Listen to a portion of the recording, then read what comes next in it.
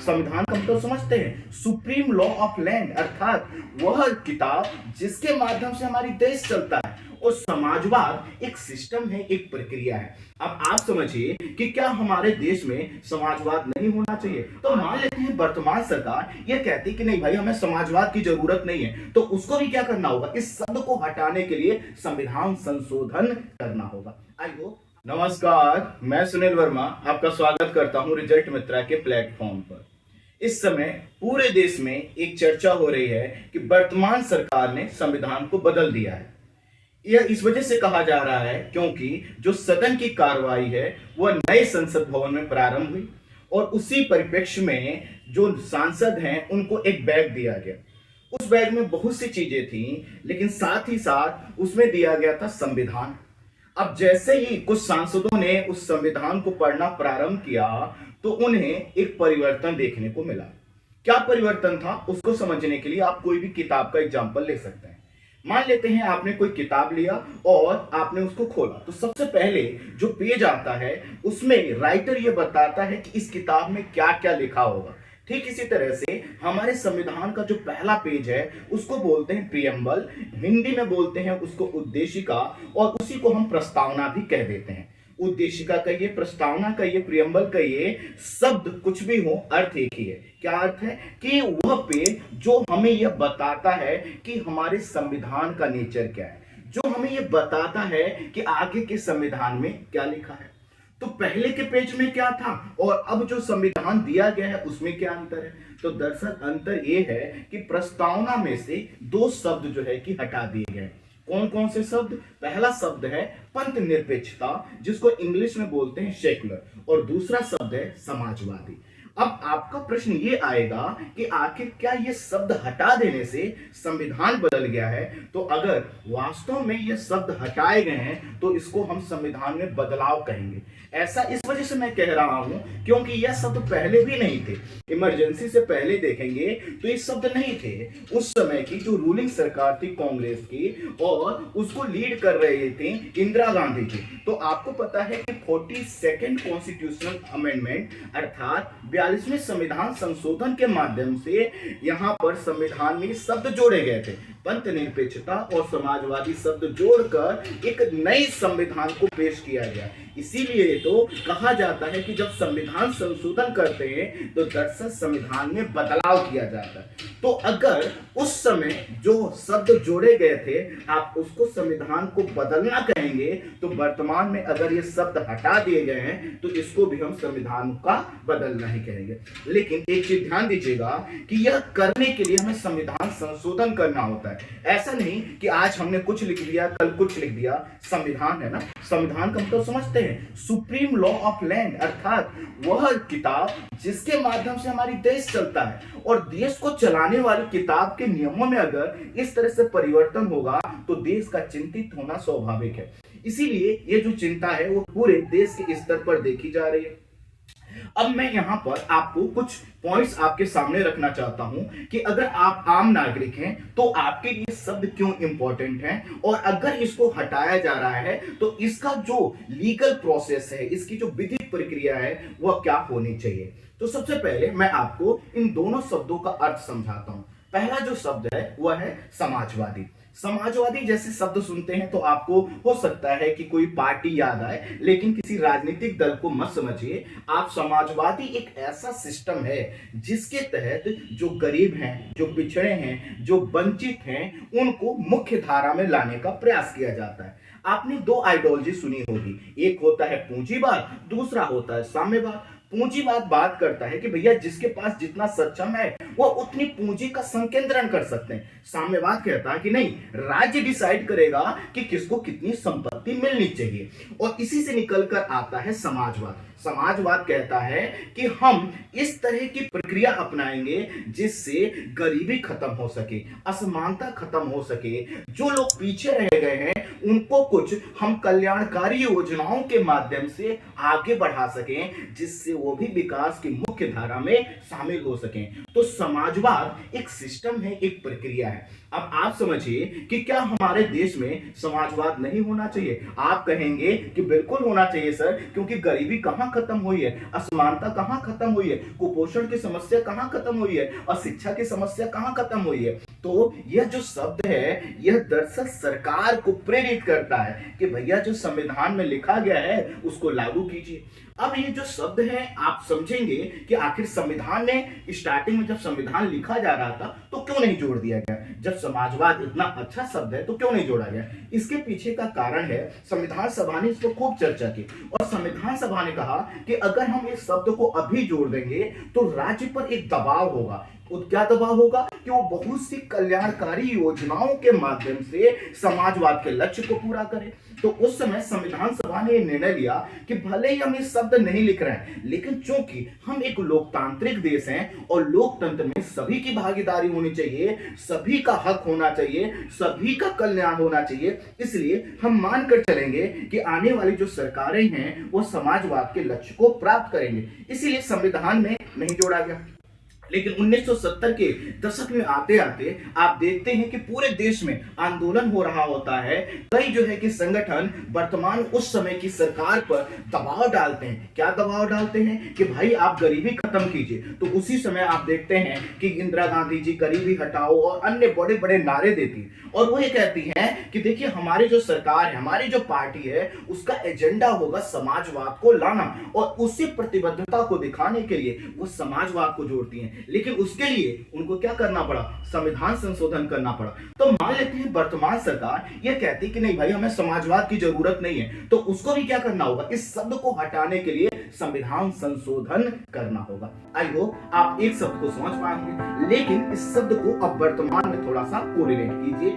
आप देखिए वर्तमान में जो बड़े पूंजीपति हैं, तो भारत के 1% लोग, आपको पता है कि कितनी संपत्ति होल्ड करते हैं और 99% लोग कितनी छोटी सी संपत्ति को होल्ड करते हैं। इसका मतलब है असमानता बहुत ज्यादा बढ़ी हुई है। तो असमानता जब बढ़ी है तो इसका विकल्प ये नहीं हो सकता कि हम समाजवाद शब्द को हटा दें, और शब्द हटाने से कुछ नहीं बदलेगा, क्योंकि लोकतांत्रिक देश में जब सभी के लिए काम किया जा रहा है तो स्वाभाविक है हमारी जो आइडियोलॉजी हमारे देश के हिसाब से जो फिट बैठती है वो समाजवाद है। एक शब्द क्लियर हुआ। दूसरा शब्द है पंथ निरपेक्ष, है ना, इसको इंग्लिश में बोलते हैं सेक्युलर। अब इसके अर्थ को समझने के लिए थोड़ा सा हमें यूरोप में जाना होगा, पीछे जाना होगा। यूरोप में जब शासन व्यवस्था थी, आज से 600-700 साल पहले जाइए और पीछे जाइए, तो वहां पर क्या था? धर्म का बहुत ज्यादा प्रभाव था, चर्च का प्रभाव हुआ करता था और चर्च के प्रभाव को देखते हुए वहां पर बहुत से लोग चिंतित थे। क्यों चिंतित थे? क्योंकि राज्य में क्या होगा, किस तरह की व्यवस्थाएं होंगी, किसको क्या अधिकार है क्या नहीं है, कौन व्यक्ति क्या करेगा, राजा क्या करेगा, व्यक्तियों को क्या अधिकार होंगे, ये चर्च डिसाइड करता था। और चर्च क्या करता था? अपने हिसाब से धार्मिक व्याख्या करता था। तो लोग बड़े परेशान होने लगे। लोगों ने कहा कि भाई धर्म एक ऐसी चीज है जो व्यक्तिगत स्तर पर व्यक्ति अपने हिसाब से उसका पालन करना चाहता है। अब राज्य क्या करे? राज्य का मतलब सरकार, राजा क्या करें? वो कुछ नियम बनाए और उन नियमों के अनुसार से देश चले, ना कि चर्च के हिसाब से। चर्च में जिनकी आस्था है वो जाएं, चर्च के जो नियम बताए जाते हैं, जो धार्मिक विधि बताई जाती है उसका पालन करें, नहीं करना चाहते ना करें। लेकिन जो सार्वजनिक व्यवस्था है, सार्वजनिक व्यवस्था मतलब कानून कैसे होगा, शिक्षा कैसी होगी, बाजार कैसे चलेगा, ये सभी चीजें राज्य डिसाइड करे। और यही चीज जो है कि वहां पर आगे बढ़ती चली गई और आने कुछ ही समय बाद वहां पर टकराव देखने लगा। एक तरफ वह लोग थे जो धर्म को हर जगह अप्लाई करना चाहते थे,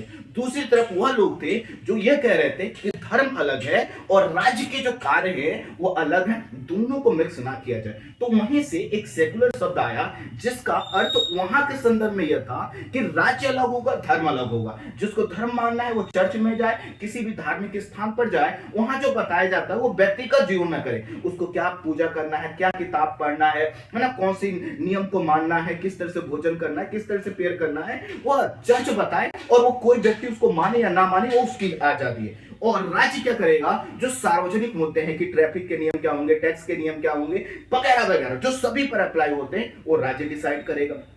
तो वहां से जो सेकुलर का कॉन्सेप्ट निकल कर आया हुई है कि राज्य अलग होगा और धर्म अलग होगा। ठीक है, अब जब हम अपने देश में आते हैं तो आप अपने देश में सेकुलर शब्द और पंथ निरपेक्ष शब्द के कॉन्सेप्ट को समझने के लिए हमें जाना होगा अंग्रेजों के दौर में। तो जब हम अंग्रेजों से लड़ रहे थे तो भारत जो है कि भारत का जो समाज है वो धार्मिक रूप से विविधता मूलक समाज माना जाता है, और हमारे समाज में जो सभी धर्म के लोग, सभी जाति, सभी वर्ग के लोग अंग्रेजों से लड़ रहे थे तो उस समय सभी से ही कहा जा रहा था कि जब अपना देश आजाद होगा तो वहां पर धर्म के आधार पर किसी के साथ डिस्क्रिमिनेशन नहीं होगा, कोई विभेद नहीं होगा, सब लोग एक तरह के नियमों को एंजॉय करेंगे, अर्थात सेकुलर स्टेट होगा। तो हमारा जो पूरा स्वतंत्रता संघर्ष है वह सेकुलर स्टेट की लड़ाई के लिए आगे बढ़ता है। और वही चीज जब आप देखेंगे, जब हमारी संविधान सभा बनी तो संविधान सभा बनने के समय आप परिस्थितियों को समझिए, देश का विभाजन हो रहा है, हमारे यहाँ का जो अल्पसंख्यक वर्ग है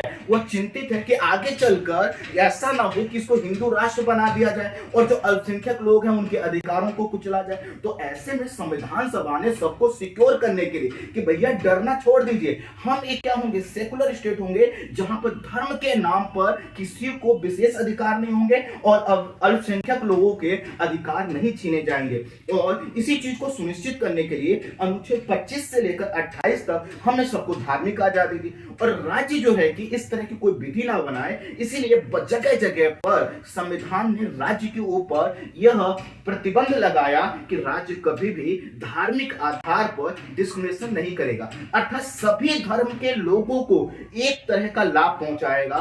यही है हमारा सेकुलर कॉन्सेप्ट। तो हमारा जो सेकुलर कॉन्सेप्ट है वो ये कहता है कि हमारे यहाँ सब धर्म रहेंगे लेकिन राज्य का कोई धर्म नहीं होगा, अर्थात राज्य किसी धर्म विशेष को नहीं अपनाएगा और उसके हिसाब से शासन नहीं चलेगा। जैसे गल्फ कंट्री आप देखेंगे तो वहां पर क्या होता है, धर्म के आधार पर शासन चलाया जाता है। वेटिकन सिटी देखेंगे, धर्म के आधार पर शासन चलाया जाता है, शरीयत के आधार पर, इस्लाम के आधार पर, जो है कि बाइबिल के आधार पर शासन चलाया जाता है। हमारा देश कहता है नहीं, हमारा देश तो संविधान के अनुसार चलेगा। दूसरी जगह अगर आप देखें, चाइना को ले लीजिए, आप जो है कि जो साम्यवादी देश हुआ करते थे उनकी पद्धति को लीजिए, तो वहां पर धर्म की मनाही थी। तो हमारे यहाँ पर चूंकि धर्म एक अच्छा खासा प्रभाव रखता है लोगों के जीवन में, तो यह कहा गया कि राज्य का कोई अपना धर्म नहीं होगा, हम सभी धर्मों से समान दूरी रखेंगे, अर्थात जिस तरह की दूरी, हम ना तो हिंदू धर्म को बढ़ावा देंगे, ना हम इस्लाम धर्म को बढ़ावा देंगे, ना किसी अन्य धर्म को बढ़ावा देंगे, हम सभी को समान लाभ पहुंचाएंगे।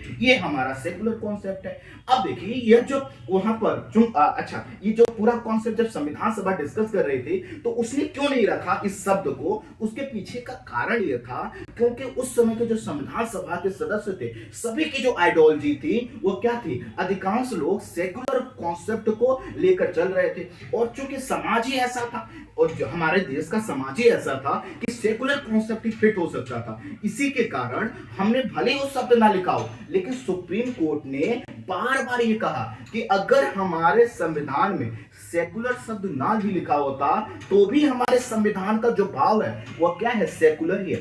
अर्थात चाहे आप फंडामेंटल राइट्स ले लीजिए या अन्य प्रावधान ले लीजिए, सब ये सुनिश्चित करते हैं कि हम एक सेकुलर स्टेट होंगे। तो जब यहां पर 42nd कॉन्स्टिट्यूशनल अमेंडमेंट के माध्यम से जो है कि शब्द जोड़ा गया तो कुछ लोगों ने यह कहा कि इसकी क्या जरूरत थी, हमारा देश तो ऑलरेडी सेकुलर है। लेकिन फिर भी चूंकि संविधान संशोधन करके शब्द जोड़ा गया था तो सुप्रीम कोर्ट ने भी कहा कि ठीक बात है, ये शब्द जोड़ा गया है, इसमें हमें कोई आपत्ति नहीं है क्योंकि सेकुलर कॉन्सेप्ट हमारे संविधान की नींव है। और इसी के कारण जो है कि सुप्रीम कोर्ट ने इसको बेसिक स्ट्रक्चर ऑफ कॉन्स्टिट्यूशन कहा। इसका क्या मतलब हुआ, तो आपको पता है कि केशवानंद भारती बनाम केरल राज्य 1973 में एक केस आया था। उस केस में सुप्रीम कोर्ट को यह डिसाइड करना था कि आखिर संविधान के कौन से प्रावधानों को संसद बदल सकती है और किसको नहीं बदल सकती। तो सुप्रीम कोर्ट ने यह कहा कि देखिए आप इसको एक एग्जांपल से समझिए, यह एक कमरा है, तो इस कमरे में मैं इस चेयर को यहां से उठाकर यहां रख दूं, यहां से चीजों को इधर से उधर कर सकता हूं, लेकिन मैं ऐसा नहीं कर सकता हूं कि इसके पिलर तोड़ दूं। ठीक इसी तरह से सुप्रीम कोर्ट ने सदन के लिए कहा कि संसद क्या कर सकती है कि संविधान में परिवर्तन कर सकती है, लेकिन उसके किसी बेसिक स्ट्रक्चर को नहीं तोड़ सकती जिस पर वो संविधान टिका है। और जो सेकुलर कॉन्सेप्ट है वह क्या है, हमारा जो बेसिक स्ट्रक्चर ऑफ कॉन्स्टिट्यूशन उसका पार्ट है, अर्थात जो कि सुप्रीम कोर्ट बार बार ये कह चुका है कि हमारा जो देश है वो सेकुलर है, तो इसमें कोई परिवर्तन नहीं हो सकता। मान लेते हैं सरकार अगर इस शब्द को हटा भी देती है तो भी संविधान की भावना में कोई अंतर नहीं आएगा, क्योंकि सुप्रीम कोर्ट बार बार ये कह चुका है कि आप बेसिक स्ट्रक्चर ऑफ कॉन्स्टिट्यूशन में संशोधन नहीं कर सकते, और सेकुलर होना तो हमारे देश के लिए क्या है, बेसिक स्ट्रक्चर ऑफ कॉन्स्टिट्यूशन है। इसके कारण भले ही सरकार की जो सरकार ने ये जो प्रतियां दी हैं संविधान की, इसमें ये दो शब्द हटा दिए गए हों, लेकिन संविधान की मूल भावना में कोई परिवर्तन नहीं आया है। जैसा संविधान पहले था वैसा ही रहेगा। हालांकि अगर सरकार इन शब्दों को परमानेंटली हटाना चाहती है तो उसके लिए उसको संविधान संशोधन का सहारा लेना होगा।